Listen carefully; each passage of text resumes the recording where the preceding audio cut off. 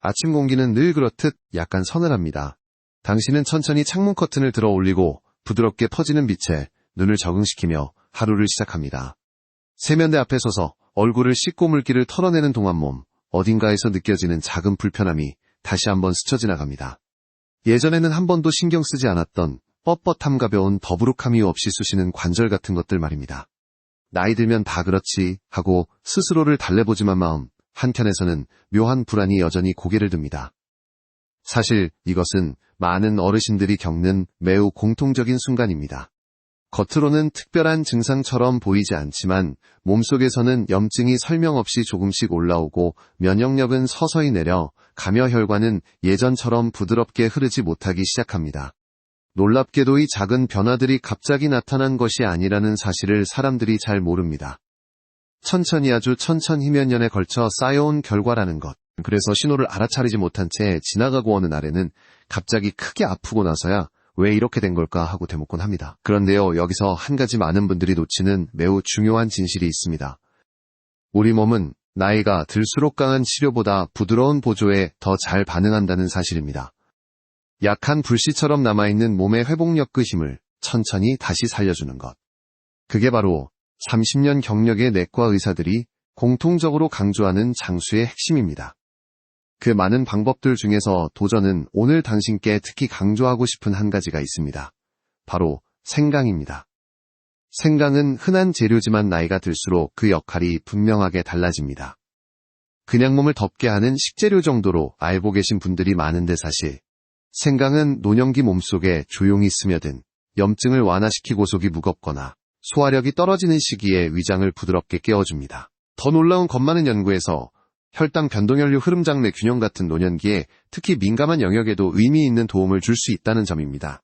물론 모든 의학계 의견이 완전히 일치하는 것은 아니지만 대다수 전문가들은 적당한 양의 생강은 노년기 건강 유지에 분명히 유익하다는데 동의합니다. 아마 당신도 이런 작은 의문을 가질지 모르겠습니다. 정말 생강 하나로 그렇게 달라질까? 좋은 질문입니다.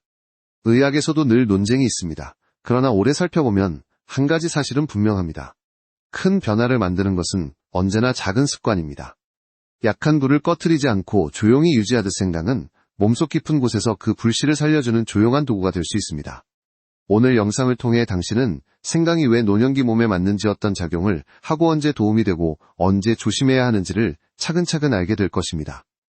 부드럽지만 강한 몸이 좋아하는 방식으로요. 그리고 본격적으로 시작하기 전에 한 문장은 반드시 전달드리고 싶습니다. 이 영상이 도움이 되셨다면 구독과 좋아요 눌러주세요. 작은 실천이 건강을 바꿀 수 있습니다. 이제 본격적으로 이야기해보겠습니다.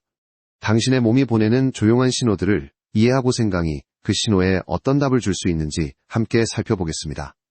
당신의 몸은 겉으로 보이지 않는 싸움을 매 순간 이어가고 있습니다. 예전에는 상처가 나도 금방 아물고 감기에 걸려도 하루 이틀 쉬면 금세 회복되곤 했지요. 하지만 나이가 들수록 치유 속도는 느려지고 작은 자극에도 몸이 쉽게 피로해지는 이유가 있습니다. 그 중심에는 바로 별표, 만성염증 별표이라는 보이지 않는 불씨가 자리 잡고 있기 때문입니다. 많은 분들은 염증이면 열나고 붓고 아픈 거 아니야 라고 생각하십니다.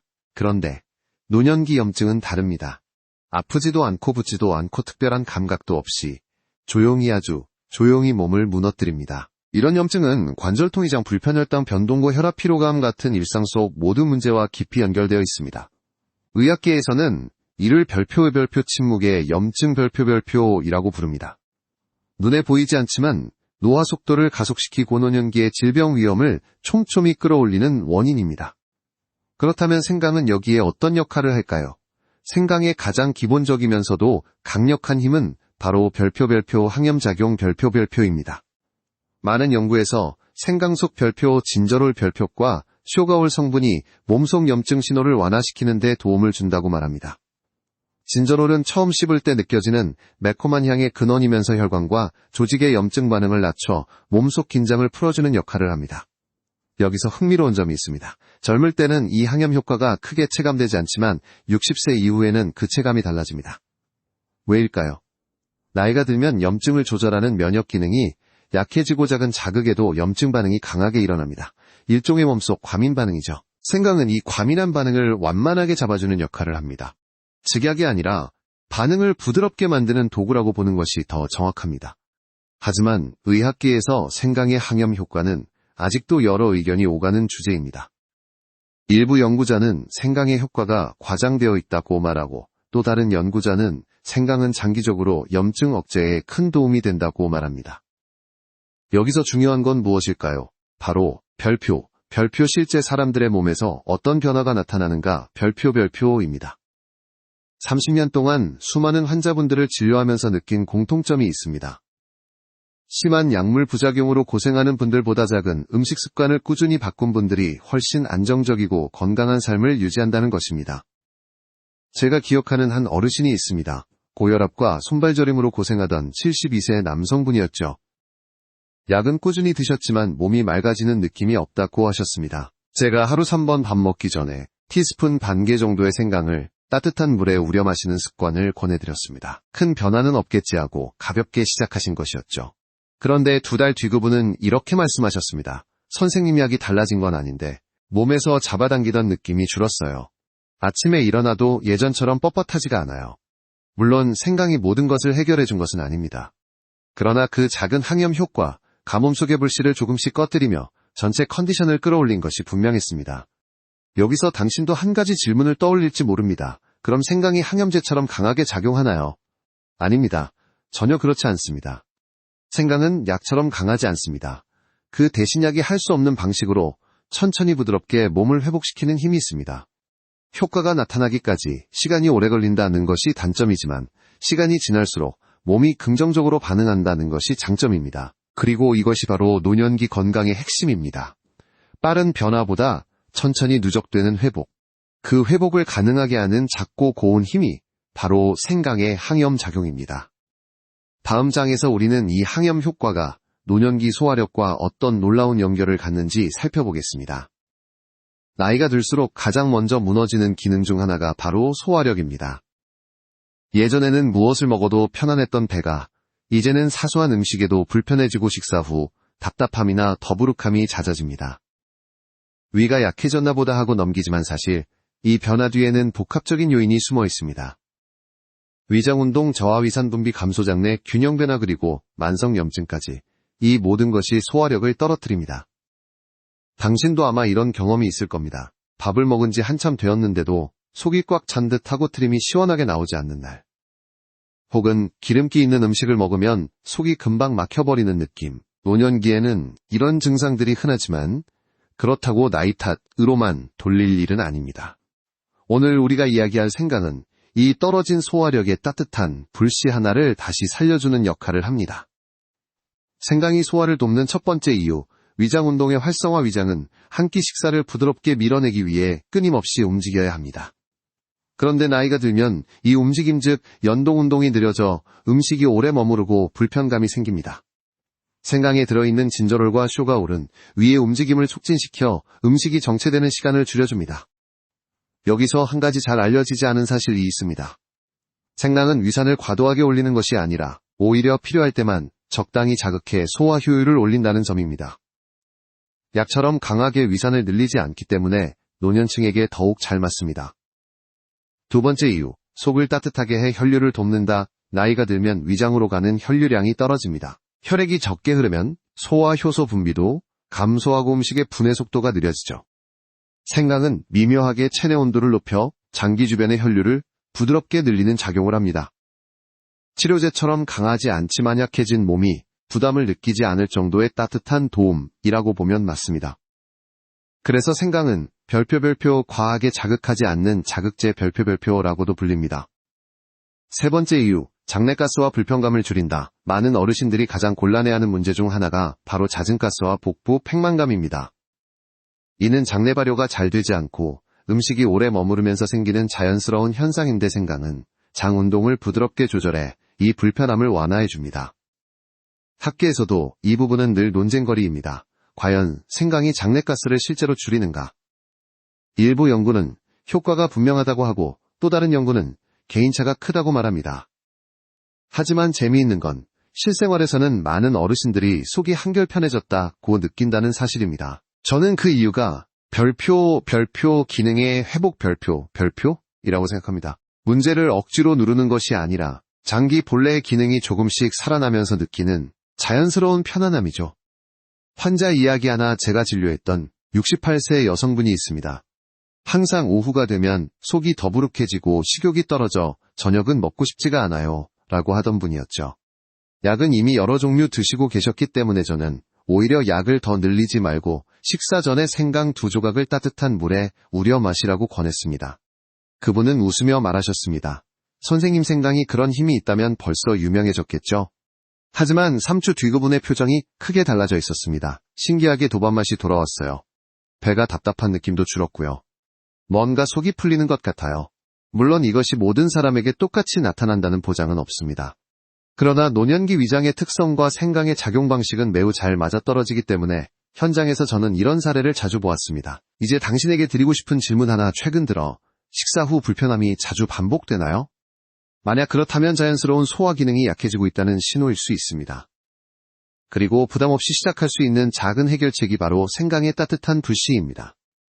다음 장에서는 이 따뜻한 불씨가 어떻게 혈당 변동까지 완화시키는지, 왜 의사들이 생강을 노년기 혈당 관리에 추천하는지 깊이 살펴보겠습니다. 나이가 들면 식사 후 혈당이 예전처럼 부드럽게 오르내리지 않습니다.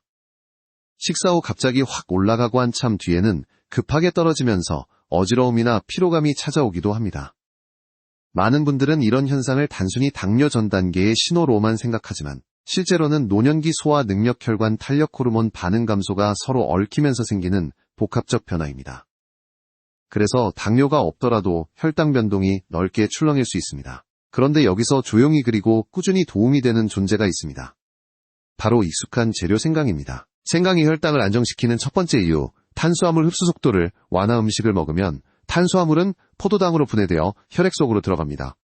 그런데 나이가 들수록 소화 효소의 균형이 약해지고 장 운동이 느려지면서 혈당이 급하게 오르거나 비정상적으로 오래 머무는 일이 생깁니다.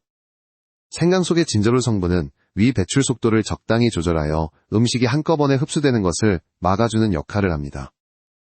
즉 혈당이 가파르게 오르는 상황을 부드럽게 완만하게 만드는 것이죠. 여기서 흥미로운 점은 생강이 혈당을 떨어뜨리는 약처럼 작용하는 것이 아니라 혈당의 흐름을 안정시키는 데 도움을 준다는 점입니다. 이 차이는 노년기에서 정말 중요합니다. 약처럼 갑자기 떨어뜨리는 것은 위험할 수 있으니까요.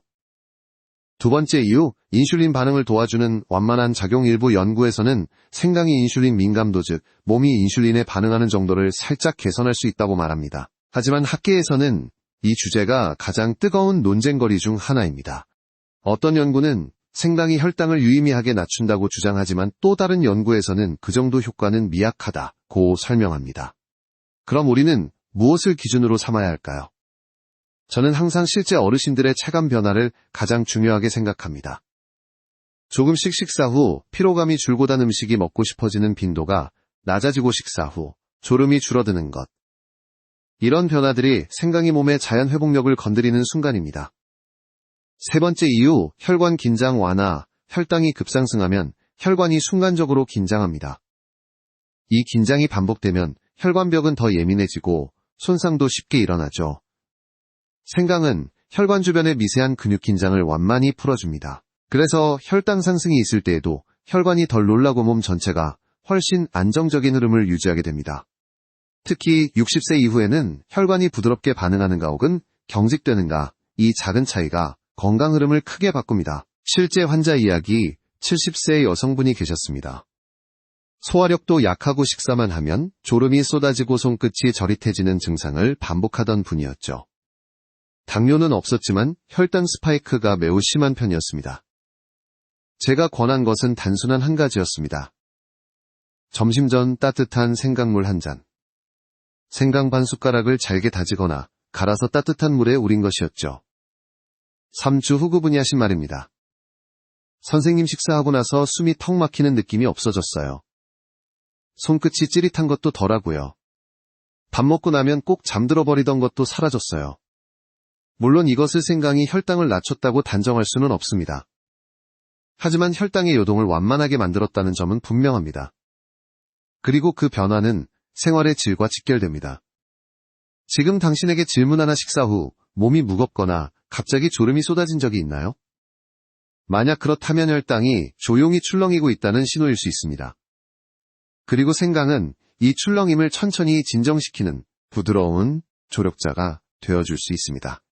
이제 다음 장에서는 이 혈당 안정 효과가 어떻게 혈류 개선과 순환 회복으로 이어지는지, 또 생강이 왜 손발이 따뜻해지는 느낌을 만드는지 자세히 알아보겠습니다.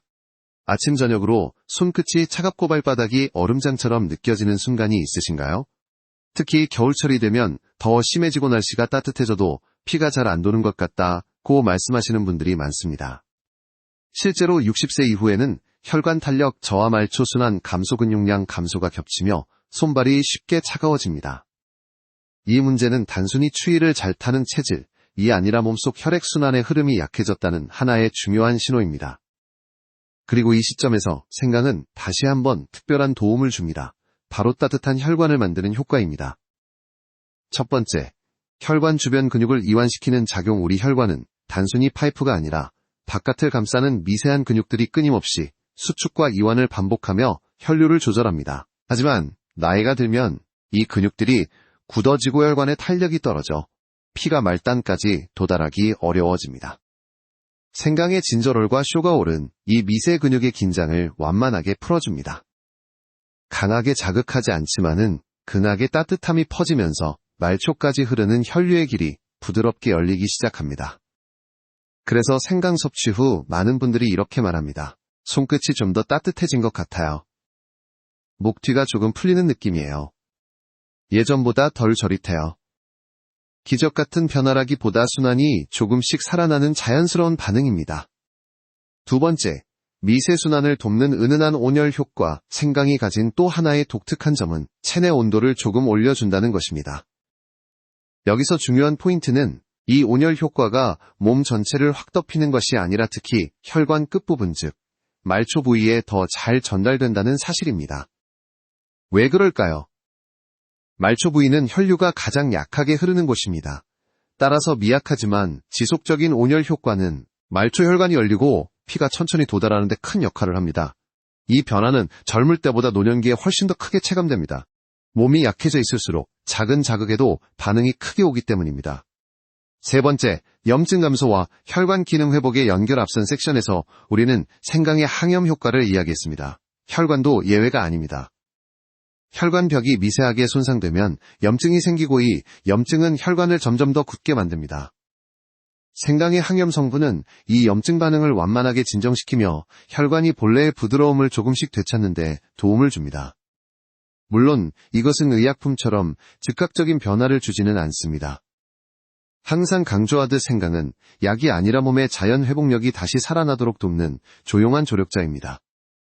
학계에서도 이 부분은 오랜 논쟁거리입니다. 생강이 혈관 확장에 직접 영향이 있는가? 온열 효과 때문인가, 성분 때문인가, 혹은 둘 다인가? 아직 명확히 결론이 난 것은 없지만 한 가지 확실한 사실이 있습니다. 생강을 꾸준히 섭취한 노년층은 말초순환 불편이 눈에 띄게 줄어든다는 점. 진료실에서 만난 사례 74세 남성분이 있었습니다. 20년 가까이 손발이 차갑고 겨울이 되면 양말을 2겹씩 신어야 잠이 오는 분이었죠. 혈관 문제가 심한 것은 아니었지만 순환이 굉장히 느린 타입이었습니다. 그분에게 저는 매일 오후 생강차 한 잔만 드셔보세요. 진한 맛이 싫으시면 생강을 반만 넣으셔도 됩니다. 라고 말씀드렸습니다. 3달 뒤 그분이 한 말은 지금도 잊히지 않습니다. 선생님, 신기하게도 양말 한 겹이면 됩니다. 손끝도 전보다 덜 시려요. 물론 생강 하나가 모든 문제를 해결해 준 것은 아닙니다. 하지만 그분의 말초순환이 부드럽게 회복되기 시작했다는 신호였고, 이 작은 변화가 생활 전체의 편안함을 크게 바꾸어 놓았습니다. 지금 당신에게 묻고 싶은 것, 요즘 손발이 자주 차지 않나요? 잠잘 때 양말을 신어야 편한가요? 만약 그렇다면 몸속의 따뜻한 흐름이 약해지고 있다는 신호일 수 있습니다. 생강은 이 약해진 흐름에 아주 작은 불씨를 붙여 혈관이 다시 부드럽게 살아나는 길을 열어줍니다. 다음 섹션에서는 이렇게 좋은 생강이라도 잘못 먹으면 독이 되기도 한다는 사실을 다뤄보겠습니다. 많은 어르신들이 놓치는 위험 포인트를 정확히 짚어드리겠습니다.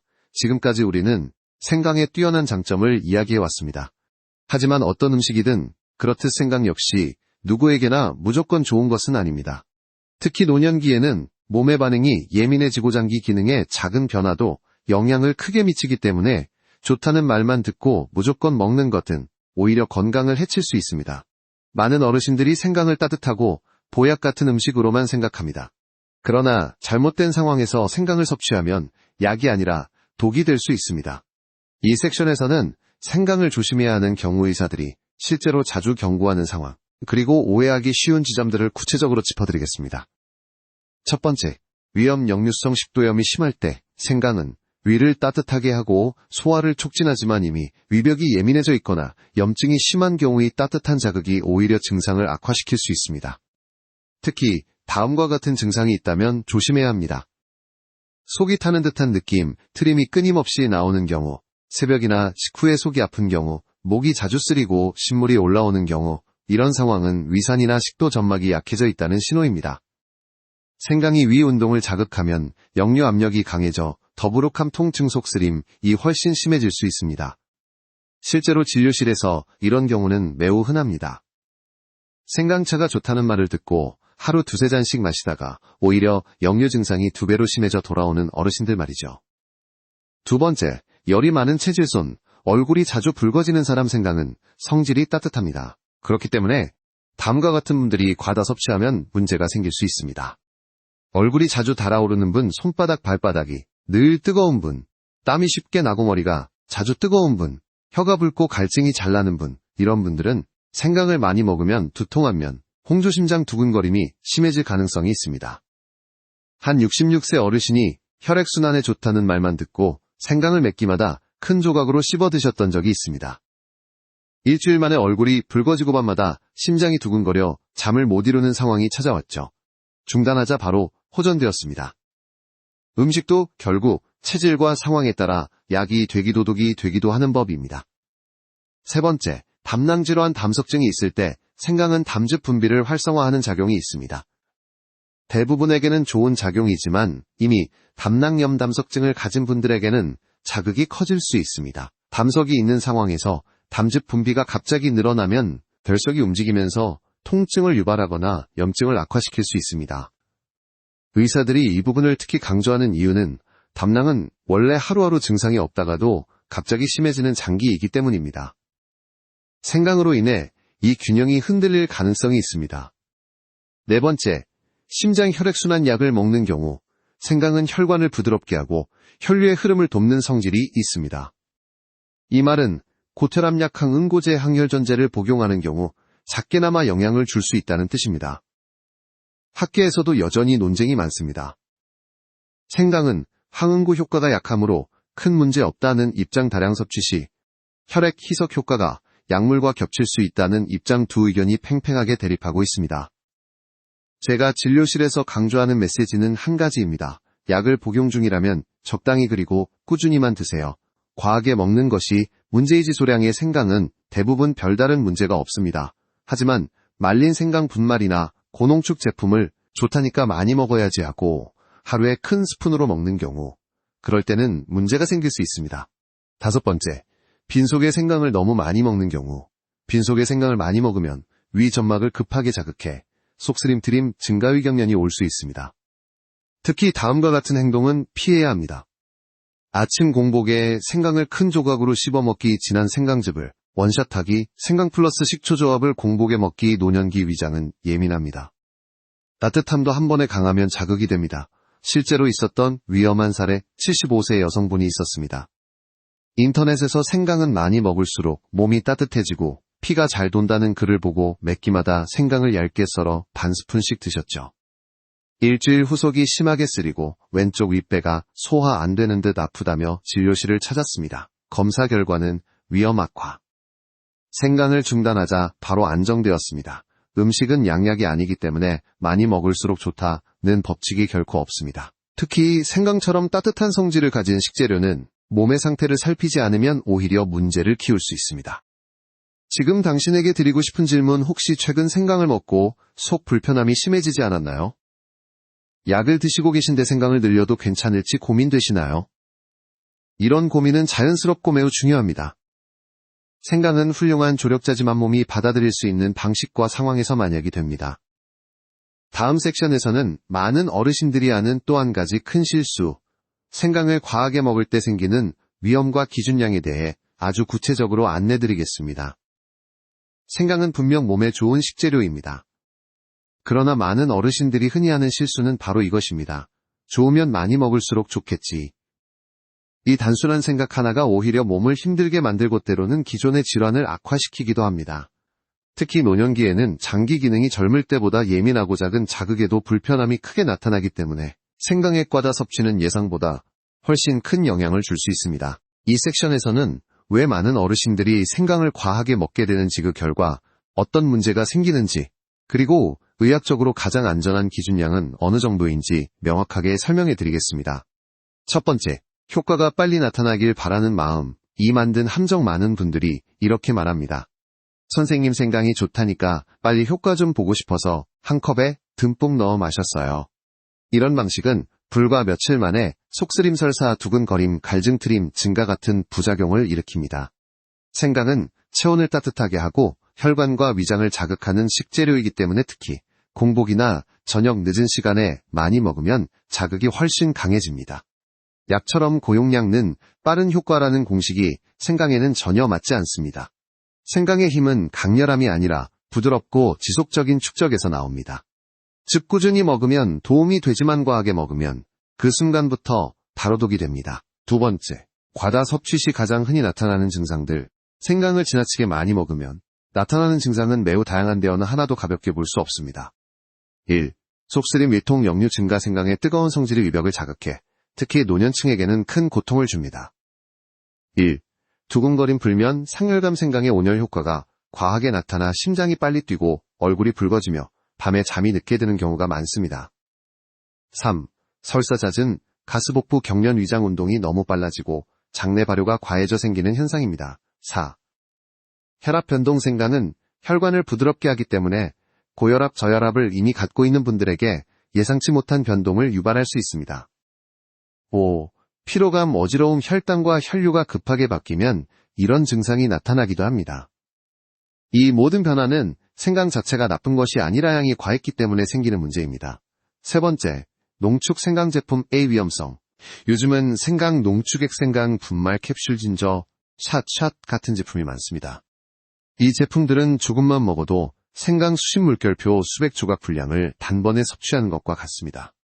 실제로 제가 진료했던 62세 남성분은 혈관에 좋다는 유튜브 영상을 보고 일주일 동안 진저샷을 매일 마셨습니다.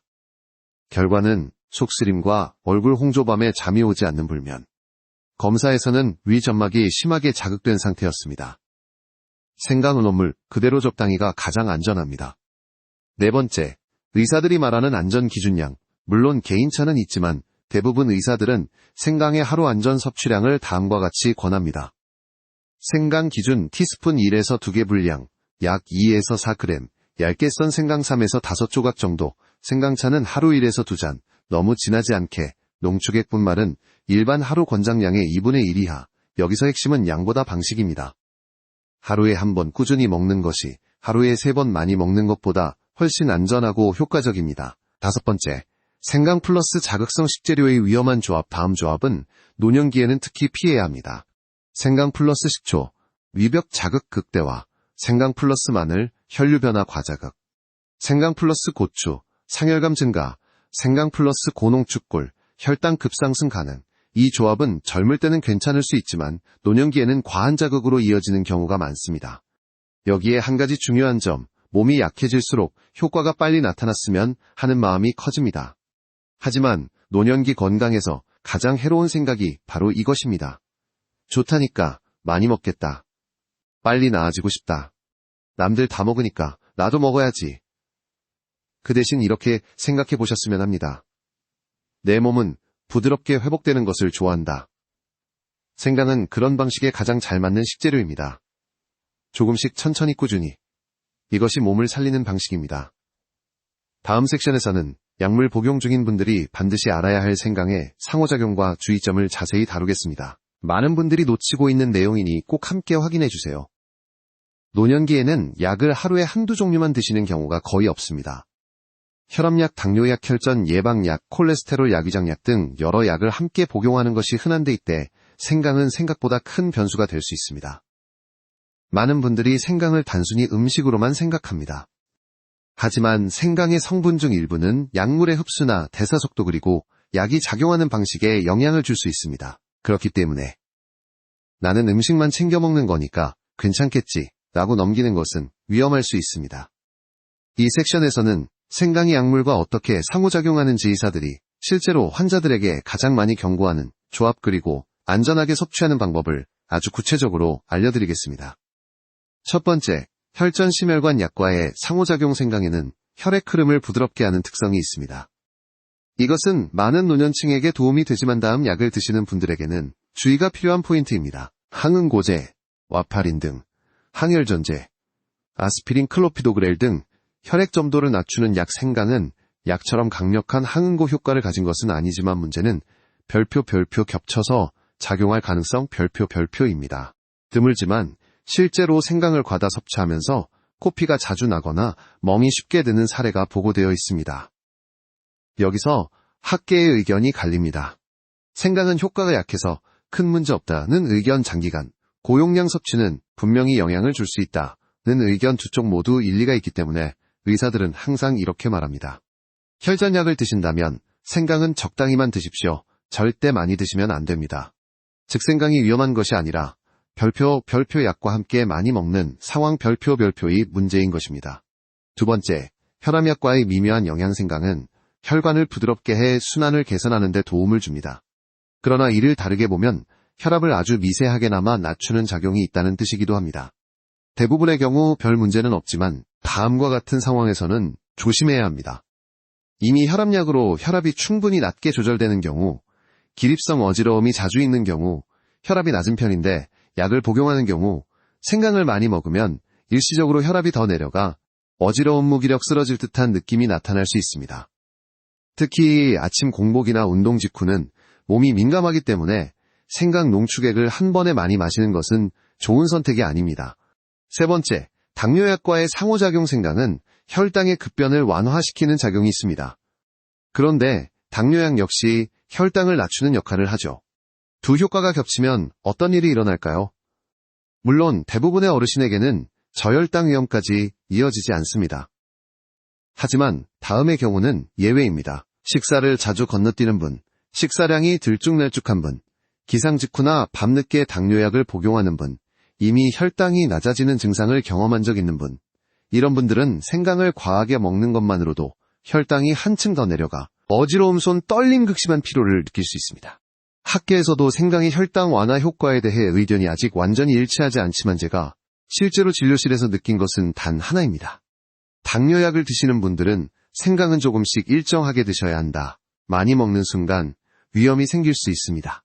네 번째, 소화제, 위장약과의 충돌. 생강은 위장 운동을 촉진합니다. 그런데 위장약 중 일부는 위산을 줄이거나 위장 운동을 완화하는 역할을 합니다. 따라서 생강을 많이 먹으면 이 약들의 효과와 부딪히면서 속쓰림, 트림, 증가위 경련이 나타날 수 있습니다. 특히 다음 약을 드시는 분들은 조심해야 합니다. 위산 억제제, 제산제, 위장운동 억제제 수술 후 장운동 조절약이 효과가 약해질 수도 반대로 과하게 나타날 수도 있습니다. 다섯 번째, 진료실에서 실제로 자주 듣는 질문, 어르신들이 가장 많이 묻는 질문은 이것입니다. 선생님, 그럼 약 먹는 사람은 생강을 아예 먹지 말아야 해요? 저는 항상 이렇게 답합니다. 아닙니다. 아예 먹지 않는 것이 아니라 조금씩 규칙적으로 만드시면 됩니다. 문제는 양이 지생강 자체가 아닙니다. 그리고 여기에 한 문장을 더 덧붙입니다. 생강은 약이 아니라 약을 도와주는 음식이 되어야 합니다. 생강이 약을 대체해서도 안 되고 약을 방해해서도 안 되기 때문입니다. 그렇다면 안전한 섭취법은 무엇인가? 생강차는 하루 한 잔부터 시작. 농축액 생강 분말은 권장량의 절반 이하, 공복 섭취 금지. 약 복용일에서 2시간 전후에는 피하기. 몸이 뜨거운 날잠이 안 오는 날은 섭취량 줄이기. 이 원칙만 지켜도 생강은 약을 방해하지 않으면서 몸의 회복을 부드럽게 도와주는 훌륭한 도구가 됩니다. 다음 섹션에서는 민간요법에 대한 진실을 다룹니다. 꿀생강, 식초, 생강, 마늘, 생강 등 인터넷에서 떠도는 조합이 정말로 도움이 되는지, 그리고 어떤 경우에는 더 위험한지 의학적으로 정확히 짚어드리겠습니다. 생강은 오래전부터 각종 민간요법의 핵심 재료였습니다. 꿀과 석고식초에 절이고 마늘과 함께 달이고 심지어 소금과 함께 구워 먹기도 하지요. 많은 분들이 우리 부모님도 이렇게 드셨으니 몸에 좋다라고 믿지마년대 의학의 관점에서 보면 이 조합들은 장점도 있지만 위험 요소도 함께 존재합니다. 특히 노년기에는 몸의 회복력과 반응 속도가 다르기 때문에 젊을 때는 괜찮았던 조합도 지금은 부담이 되거나 전혀 다른 결과를 가져올 수 있습니다. 이 섹션에서는 생강 관련 민간요법 중 가장 널리 알려진 4가지를 중심으로 어떤 효과가 있고 어떤 오해가 있으며 어떤 경우에 위험해질 수 있는지 의학적으로 차분히 짚어드리겠습니다. 첫 번째, 꿀생강 좋지만 혈당은 배신하지 않는다. 꿀과 생강의 조합은 가장 흔한 민간요법입니다. 기침을 달래고목을 편안하게 하고 활력을 준다는 이유로 사랑받았죠. 실제로 꿀에는 항균 작용이 있고 생강은 항염 순환 개선 효과가 있으니 둘을 함께 쓰면 어느 정도 시너지가 있습니다. 하지만 여기에는 큰 오해 하나가 있습니다. 많은 분들이 꿀생강을 건강식으로 생각해 하루 한두 스푼씩 꾸준히 드시는데 꿀은 별표 당 별표입니다. 게다가 빠르게 흡수되는 단당류이기 때문에 노년기에는 혈당을 급격히 올릴 가능성이 매우 높습니다. 특히 다음에 해당하는 분들은 조심해야 합니다. 혈당 변동이 심한 분, 당뇨 전 단계, 혹은 당뇨 환자 식사량이 일정하지 않은 분, 고농축꿀을 자주 드시는 분, 꿀생강이 몸을 따뜻하게 하는 데는 도움이 되지만 건강을 위한 하루 습관으로는 노년기에게 지나치게 달 수 있습니다.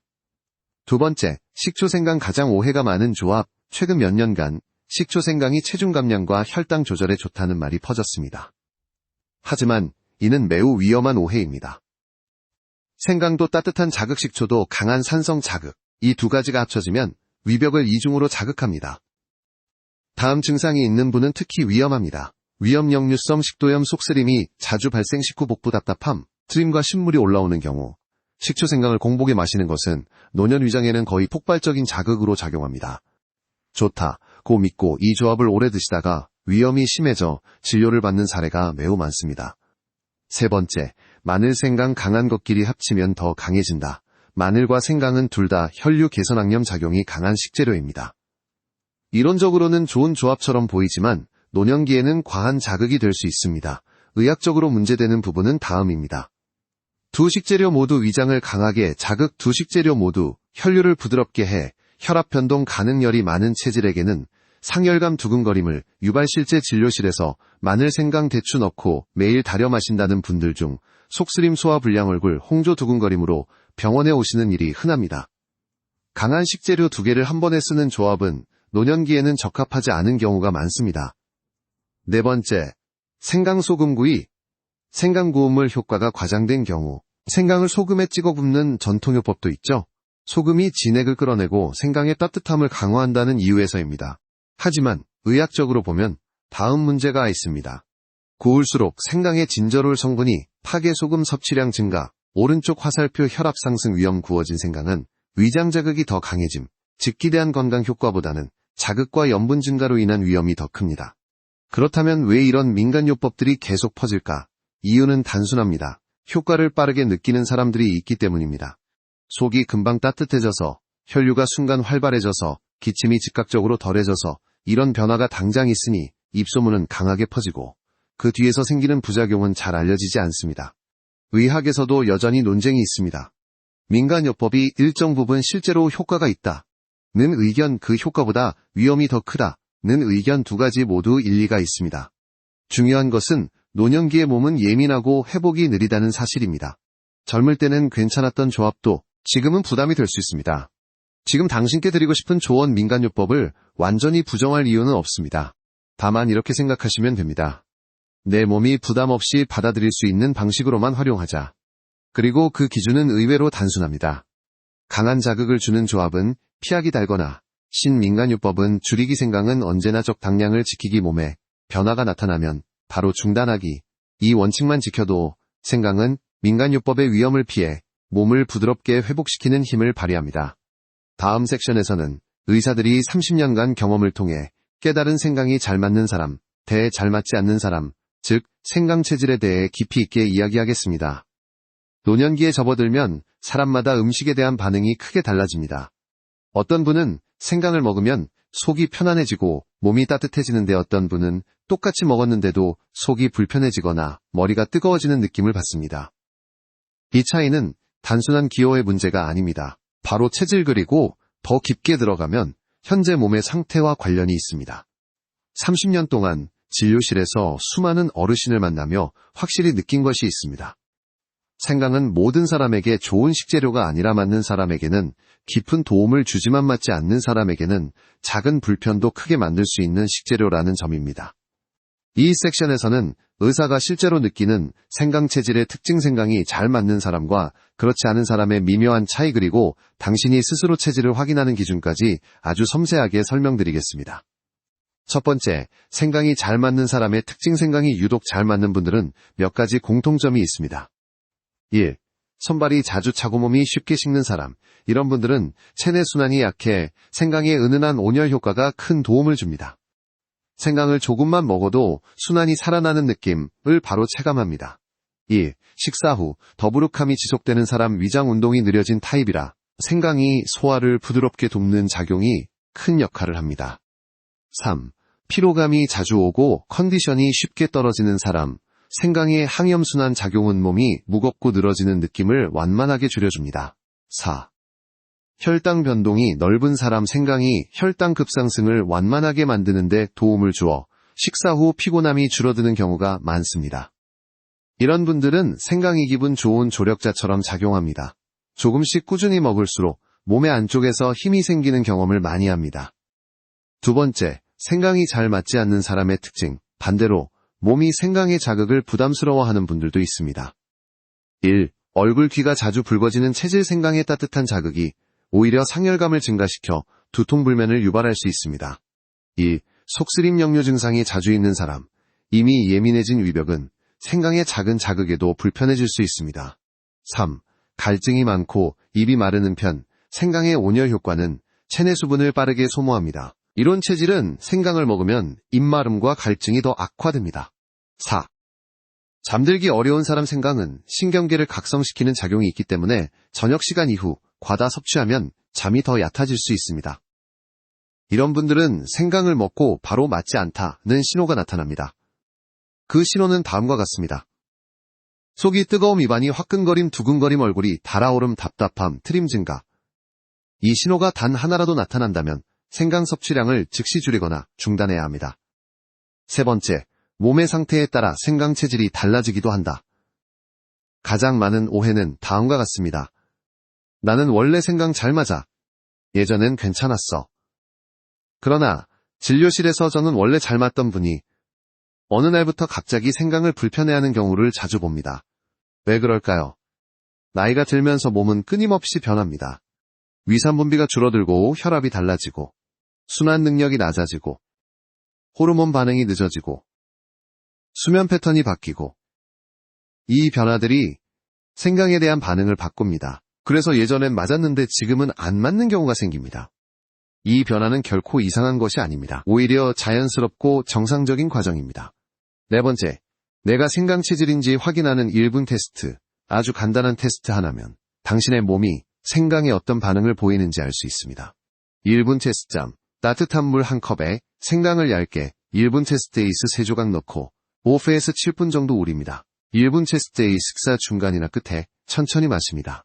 공복 금지 3.3형에서 60분 동안 아래 변화를 관찰합니다. 좋은 신호 속이 가볍다, 몸이 따뜻해진다, 더부룩함이 줄어든다, 손끝이 편안하다, 졸림 무거움이 덜하다, 경고 신호 속이 뜨겁다, 얼굴이 붉어진다, 두근거림 답답한 느낌, 트림 속쓰림 증가, 잠이 더 얕아짐, 좋은 신호가 많다면 생강이 잘 맞는 체질입니다. 경고 신호가 있다면 생강은 조심해서 활용해야 하는 식재료입니다. 다섯 번째, 체질은 고정된 것이 아니라 조절 가능한 것이다. 좋지 않은 반응이 나타났다고 해서 생강을 평생 피하라는 뜻은 아닙니다. 양을 줄이고 우려내는 시간을 짧게 하고 끓이지 않고 미온으로 먹고 식사 후 소량만 섭취하면 생강이 잘 맞지 않는 체질도 조금씩 적응할 수 있습니다. 몸은 생각보다 훨씬 유연하고 지혜롭기 때문입니다. 마지막으로 제가 드리고 싶은 조용한 조언 하나. 생강이 당신 몸에 좋은지 아닌지는 다른 누구도 아닌 오직 당신 몸만 알고 있다. 유튜브 기사 주변 사람들의 의견은 참고일 뿐입니다. 당신의 몸이 바로 가장 정확한 스승입니다.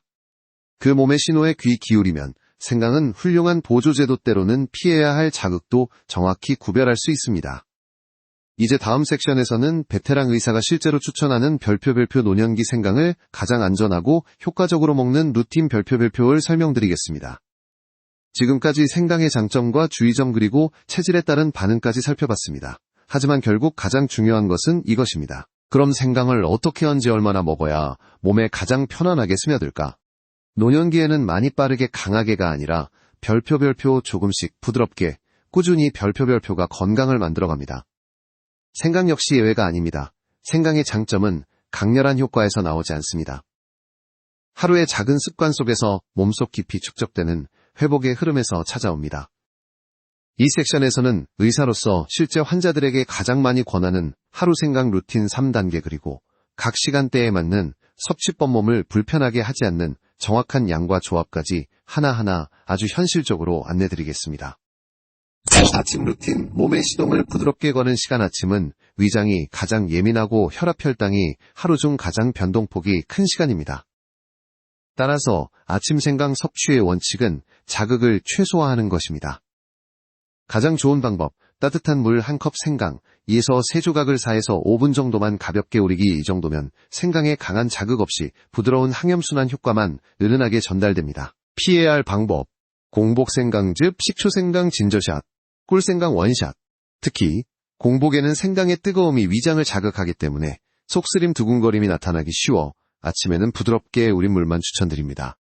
점심, 루틴 혈당을 안정시키는 황금 타이밍. 점심은 하루 중 가장 큰 식사를 하기 때문에 혈당이 넓게 출렁일 수 있습니다. 이때 생강은 혈당 급상승을 완만하게 해주는 가장 효과적인 역할을 합니다. 추천 루틴 식사 10분 전 따뜻한 생강물 3에서 4큰 숟가락을 천천히 마시기. 진하게 우린 것이 아니라 아침과 동일하게 가볍게 우린 물. 이것만으로도 식사 후 졸음 완화 속 답답함, 감소, 혈당 스파이크 완화 같은 변화를 느끼는 경우가 매우 많습니다. 점심에는 조금 더 먹어도 되는 이유, 아침보다 위장의 소화 능력이 올라와 입구 혈류 흐름도 안정적이기 때문입니다. 그래서 점심 루틴은 생강의 작은 도움을 몸이 가장 편안하게 받아들이는 시간입니다. 저녁 루틴, 과하지 않게 하루를 마무리하는 시간. 노년기 건강에서 저녁 시간 매우 중요합니다. 이때 몸은 휴식 모드로 전환하고 신경계는 안정돼야 합니다.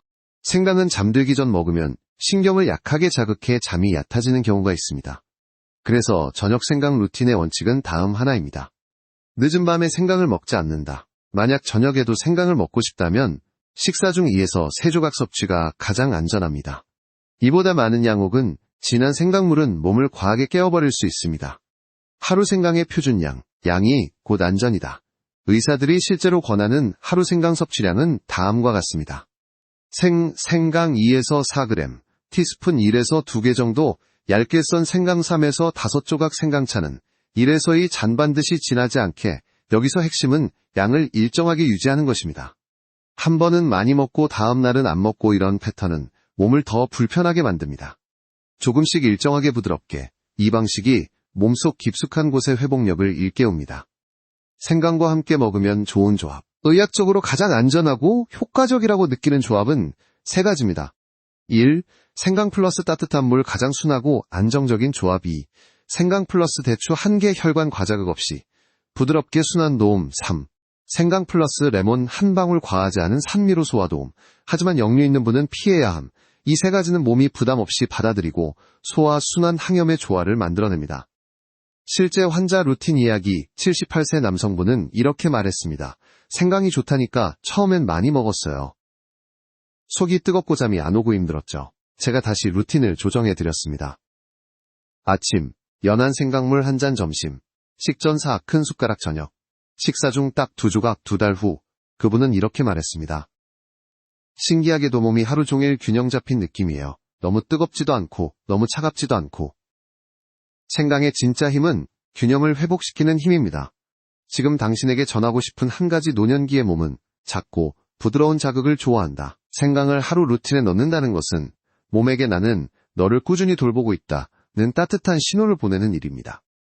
다음 섹션에서는 오늘 이야기의 감정적 여운을 이어가며 생강이 당신의 장기 건강에 어떤 기다림의 효과를 주는지 그리고 작은 변화가 어떻게 큰 변화를 만드는지 따뜻하게 정리해드리겠습니다. 하루가 저물어갈 때쯤 당신은 아마도 오늘 하루를 돌아보며 내 몸은 지금 어떤 상태일까? 예전과 무엇이 달라졌을까? 이런 생각을 문득 떠올릴지도 모릅니다. 나이가 들수록 몸의 작은 변화 하나도 더 신중하게 느껴지고 예전에는 대수롭지 않던 불편함도 지금은 하루의 리듬을 흔들어 놓을 만큼 크게 다가오곤 합니다. 오늘 이 긴 여정을 함께 걸어오면서 단순히 생강이라는 한 가지 재료의 효능을 넘어 노년기 몸이 어떤 방식으로 회복을 원하고 어떤 자극에 민감해지는지 우리는 아주 조용하고도 깊이 있게 들여다보았습니다. 생강은 기적을 만드는 약이 아닙니다. 하지만 기적을 가능하게 만드는 몸의 힘을 깨워주는 도구입니다. 그 힘은 언제나 우리 안에 있었지만 나이가 들면서 잊고 지냈던 조용한 회복의 능력입니다. 작은 변화가 몸의 깊은 곳을 다시 깨운다. 노년기의 건강은 큰 결심으로 만들어지지 않습니다. 매일 반복되는 작은 습관, 그 하나가 혈관을 부드럽게 하고 그 하나가 소화를 가볍게 하고 그 하나가 혈당의 출렁임을 완만하게 하고 그 하나가 몸 안에 은은한 염증을 잠재우는 길이 됩니다.